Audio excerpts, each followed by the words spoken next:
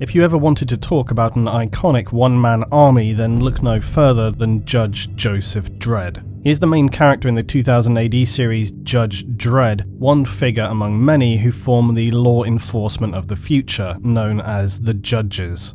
The role of the Judges in the Dredd universe is to mete out, unsurprisingly, judgment and then potentially on-the-spot punishment, such as the brutally harsh nature of law enforcement reacting to a cascade of crime and street violence in the suffocatingly overpopulated dystopian future world he inhabits. Judge Dredd is an immensely feared street judge in the harrowing vision of human habitation in the future known as Mega City 1, which is essentially the eastern coast of the United States. It evolved over time out of several linked urban areas until it eventually reached all the way from the northeast coast down to Florida. Mega City 1 would largely survive a nuclear war in the year 2070 thanks to an experimental laser missile defense system. A large percentage of its citizens live in huge tower blocks containing anything like 50,000 individuals. The entire population of the city itself has ranged between 400 and 800 million, the disparity in these numbers largely due to a second Soviet nuclear attack and invasion in 2104 known as the Apocalypse War.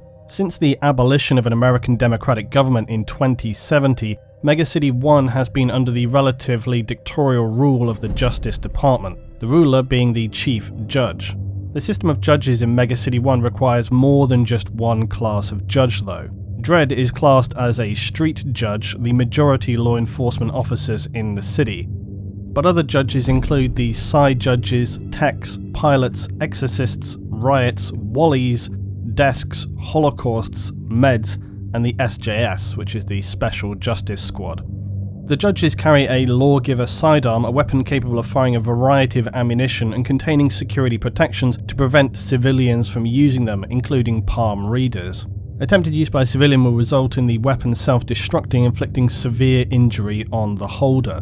Their vehicles of transportation, the Lawmaster, are heavy motorcycles with a level of AI. They're self-contained utility vehicles for the judges, including having mounted machine guns, comm relay points and equipment for CSI. The AI component will allow them to work as standalone units and respond to voice command relayed by the judges through their helmets. Dredd will also carry other weapons such as the scattergun or arbitrator, essentially a powerful shotgun for close-range engagements. This, similarly to the lawgiver, has multiple ammo types available, enabling the judge to handle a variety of situations. He also carries a day stick, which is similarly to the forebear the nightstick, a blunt instrument, but more like a baseball bat than a baton. The day stick naming is derived from the sense that a judge would have to beat the living daylights out of anyone it was required to be used upon. The day stick has a titanium core to prevent it being broken or cut through. Dredd also carries a knife known as a boot knife, a simple backup weapon assigned to all judges on the rear of their boot.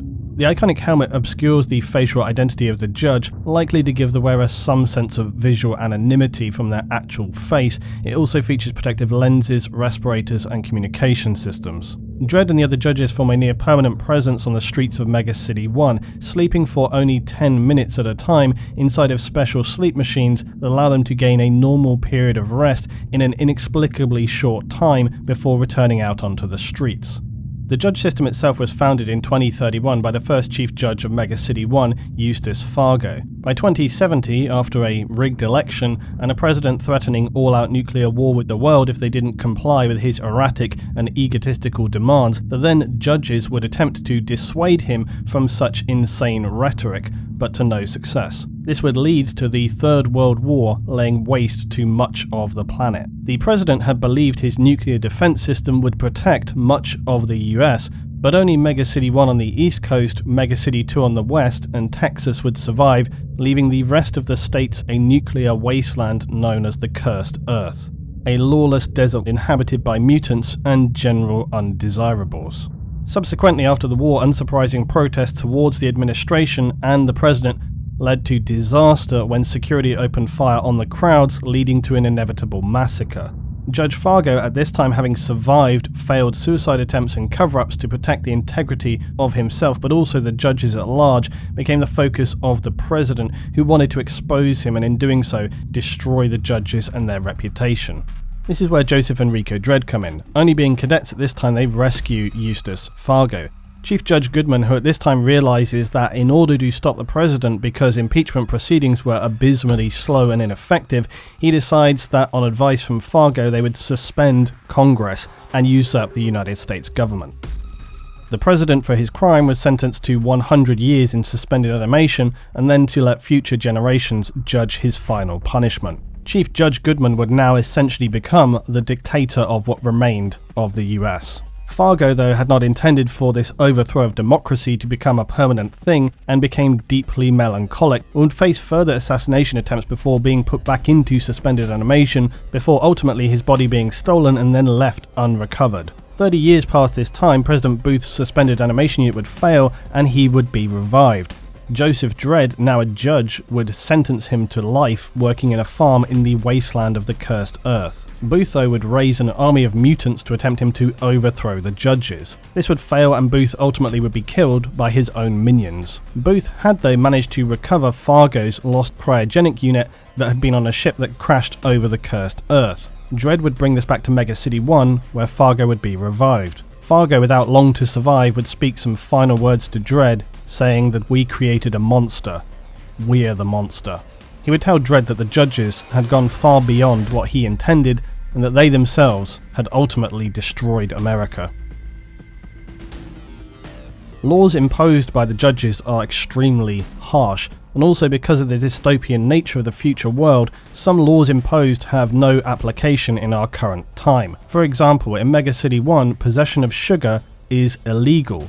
So is smoking outside of licensed smoking houses. Coffee too is banned as a stimulant. Ordinary citizens for minor infractions would be sent to an ISO cube. These are standard small isolation cells located within massive prisons.